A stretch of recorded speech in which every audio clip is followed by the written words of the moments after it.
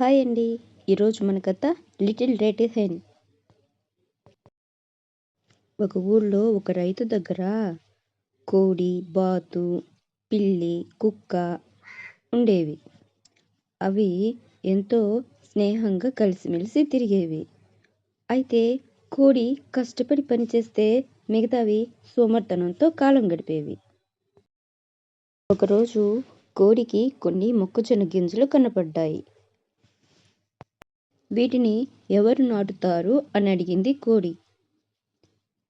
అప్పుడు నేను కాదు అని చెప్పి బాతు, కుక్క, పిల్లి అన్నీ తప్పించుకున్నాయి.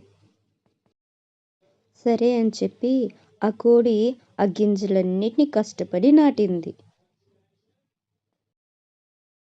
కొన్ని రోజులకి ఆ గింజలు చిన్న మొక్కలుగా వచ్చాయి.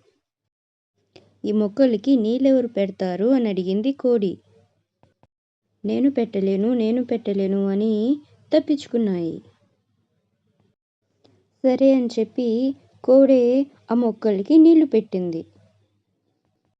అలా మరికొన్ని రోజులు గడిచాయి. పంట కోతకు వచ్చింది. ఎవరు కోస్తారు పంటని అని అడిగింది కోడి. ఆ పని నాకు రాదు అని కోడికి ఏ విధంగానూ సహాయం చేయలేదు. కోడి ఆ మొక్కజొన్న గింజల్ని పిండి పట్టాలి అని అనుకునింది. కానీ పిల్లి, కుక్క, బాతు మాత్రం ఏమీ పట్టించుకోకుండా వాటిపాటికి అవి ఉన్నాయి. సరే అని చెప్పి కోడి మొక్కజొన్న గింజల్ని పిండి పట్టించి కమ్మని రొట్టెలు తయారు చేసింది. ఆ రొట్టెల వాసనకు బాతు, కుక్క, పిల్లి నాకు కావాలి అంటూ పరిగెత్తుకుంటూ వచ్చాయి. అప్పుడు కోడి గింజలు నాటింది నేను, మొక్కలకు నీళ్లు పెట్టింది నేను, పంట కోసింది నేను, పిండి చేసి రొట్టెలు చేసింది నేనే. మరి ఇప్పుడు రొట్టెలు మీకెందుకు ఇవ్వాలి అని ప్రశ్నించింది కోడి. అవి చూస్తుండగానే కోడి తన పిల్లలతో కలిసి రొట్టెల్ని చక్కగా తినేసింది. బాతు, కుక్క, పిల్లి ఎవరు కష్టపడితే ఫలితం వారికే దక్కుతుందని అవి బాగా అర్థం చేసుకున్నాయి. బాతు, పిల్లి, కుక్క ఇవి కూడా కష్టపడి పనిచేయడం నేర్చుకున్నాయి.